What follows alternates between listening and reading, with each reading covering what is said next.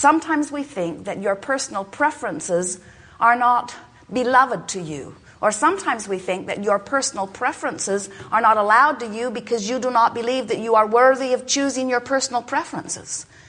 But we are here to remind you that that is why you are here. To mine the delicious fields of this leading edge experience in order to conclude your preference. And as you conclude it, it is answered every time, no exception. Here we are teaching the art of allowing. Now, allowing what? Allowing the well-being that is natural to you. Allowing the clarity that is natural to you. Allowing the physical stamina that is natural to you. Allowing the abundance in all manner of things that you consider to be good that is natural to you. In fact, this is the premise that we so much want you to remember. Well-being wants you. Well-being is flowing to you. Well-being is your legacy. Well-being is who you are. Well-being is what you should be living. Well-being is what you will be living unless you are doing that thing that doesn't let it in. And that thing, that only thing that you ever do that doesn't let it in is that you fixate on some truth which has manifestations all over the place that you clearly do not want. And in your shouting no at these things you do not want, you manage to make them vibrational friends until you get a pattern of vibration going on within you that is so different from the well-being that is natural to you that you pinch off the well-being vibration. It's like setting your radio on 98.6 when what you really want is 101 FM and then complaining that you're hearing the wrong music. And we say, tweak your dial. And you say, no, this is where our family sets its dial. This is the way my mother set her dial. This is the way her mother set her dial. It would upset my family if I tweaked my dial. And we say, then suffer with them. Because misery loves company. And law of attraction makes all of that possible. Or make a decision that you will begin adjusting your dial to the frequency of your core.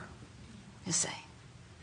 So, as we are moving forward here today, we are eager to visit with you about anything that is important to you. You will discover a very nice unfolding here. It is our desire to assist you in recognizing relative to the issues. Issue usually means it's something that is troubling me a little bit. It's something that I do not quite yet have lined up in the way that I want.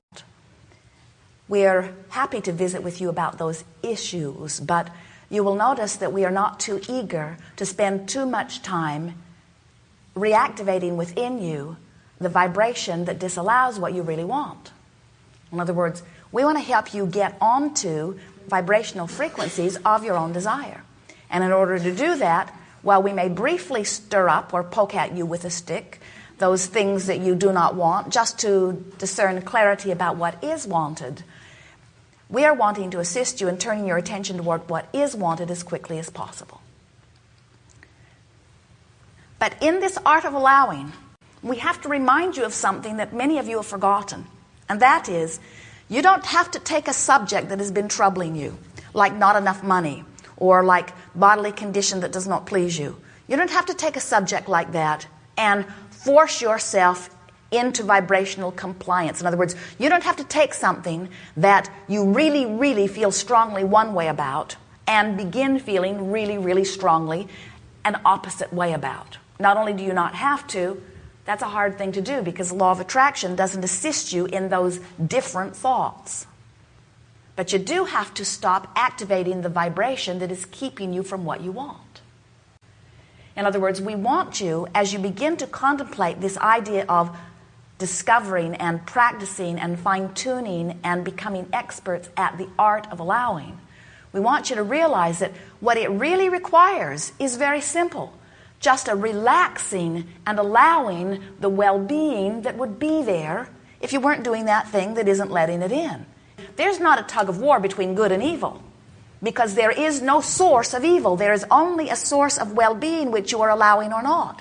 That's sort of like saying, as the electricity is pouring through the walls of your house, and you've got your toaster with the plug in your hand, and you're standing there, and you haven't plugged it in yet, and you say, this toaster is evil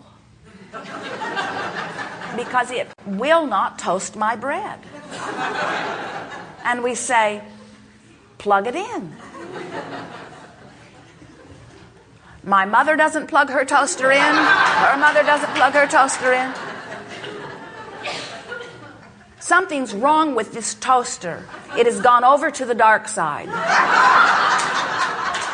It will not toast my bread. And we say, it's only not doing what it was born to do. They call it a toaster.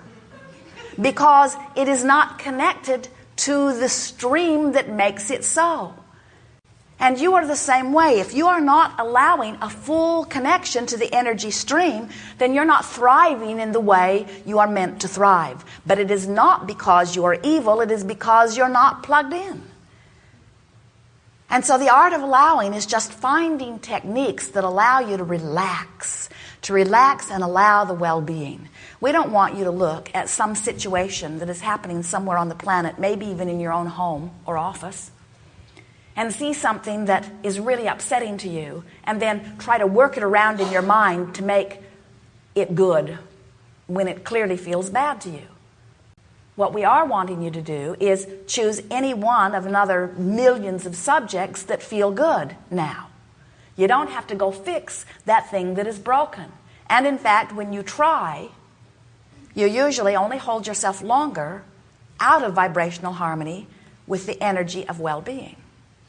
So allowing what? Allowing myself to be connected to the stream of pure positive energy that is natural to me. Allowing myself to be connected to my source of clarity, to my source of abundance, to my source of physical well-being, to my source of balance, to my source of kindness, to my source of love, to my source of well-being, to my sense of humor, to my broader perspective, to all that is good. It is really a worthy endeavor. And not only do you feel good while you do it, but everything you want flows easily into your experience. This is not a workshop where we are teaching or really even encouraging manifestation, because that does not need to be done. We are expressing to you who are leading edge creators understanding of laws of the universe that work whether you know that they do or not. And really, words do not teach. It is only life experience that teaches. And so we want to help you to understand why you're getting what you're getting, or why you're not getting what you're wanting. We're wanting to begin to assist you in understanding that life is supposed to be good. And if you will relax and try to get into an attitude of trust and belief that well-being is dominant, then well-being beyond your current ability to even fathom will begin to flow to you in all manner of fashion. 3 steps to the process. Step 1 is you got to ask. And you're asking all day, every day. And we're not talking about words or prayers. We're talking about the vibrational emittance that oozes out of you whenever you are in a situation where desire or preference is born, which means every moment of every day. So as these desires are emitting from you, that's step 1. Step 2 is universal response to those desires. That's not your work. Step 3 is your dominant work. Step 3 is you must become a vibrational match to that which you are asking for.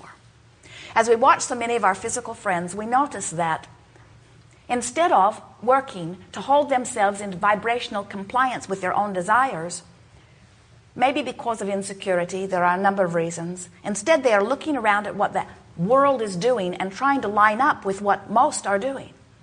And what we are wanting you to remember is that you are such unique individuals that you will never find large numbers of anyone who are in exact alignment with what you want. There is never a crowd on the leading edge. And as you are standing here in your personal, very preferred stance, things will occur to you that have never occurred to anyone ever. And if you think that you need to find others to agree with you before you feel secure enough to allow yourself the benefit of receiving it, then you are not living the leading edge experience that satisfies you. You came forth in your uniqueness, wanting to take thought beyond that which it had been before.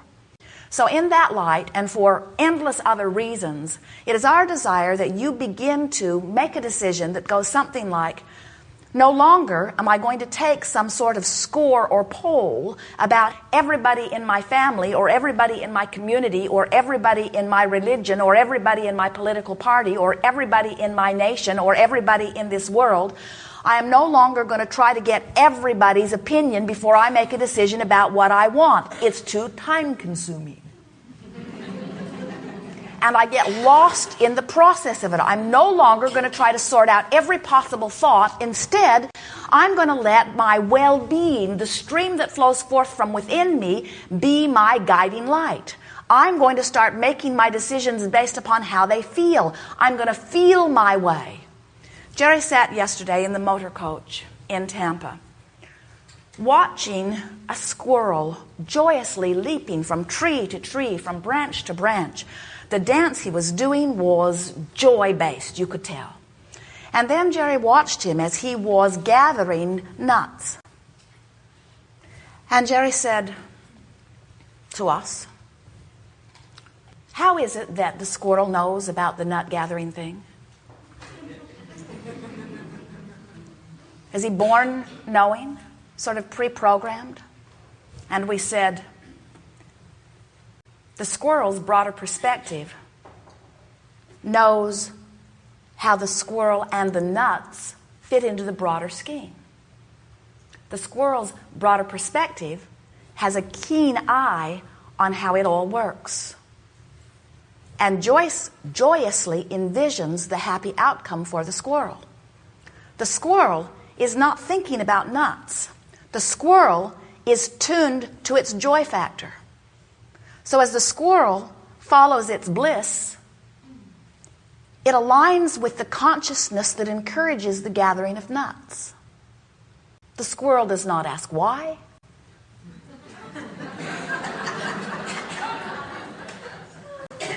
The squirrel follows its bliss. And right now, bliss is gathering nuts. Watch your animals. They do different things at different times, not because they are pre-planning their future experience, but because they are aligned to their bliss. And when they are aligned to their bliss, the broader intelligence that is them, that knows the greater picture, inspires joyously the action that always brings the perfect outcome. And you are not different from the squirrel, except that you get to contemplate and define specifically, and you tell the universe. Now, you're not different from the squirrel in that regard either, because the squirrel tells the universe, I want to eat. I always want to have enough food. The squirrel's preference is, I feel better when I'm full. So the squirrel is emitting preference just like you are. You are just emitting more fine-tuned preference. But it does not matter how specific you are. Source energy hears every preference that you utter and then joyously guides you toward thought, word, and deed in every moment of your conscious awake state in order to assist you in the achieving of what you want. So really what we're talking about is finding ways to get in sync with that broader flow. Now, if you are a physical human who is determined to prove your worthiness and separateness from this greater, broader source energy, then you're not going to be very happy in this process that we are offering here. Because the process that we are offering says, you're already worthy, there's nothing to be proven. You are already blessed, there is nothing to be proven.